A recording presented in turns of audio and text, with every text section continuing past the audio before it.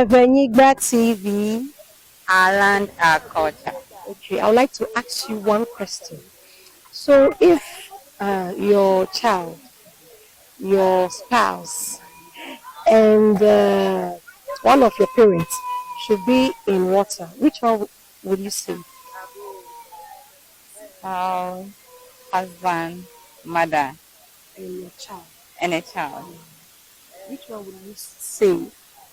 First, Yes. child. You will save your child.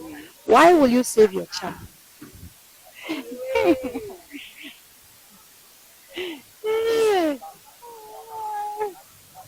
There should be a reason why you didn't save your mother or father or spouse, and you decided to save your child. So why will you save your child?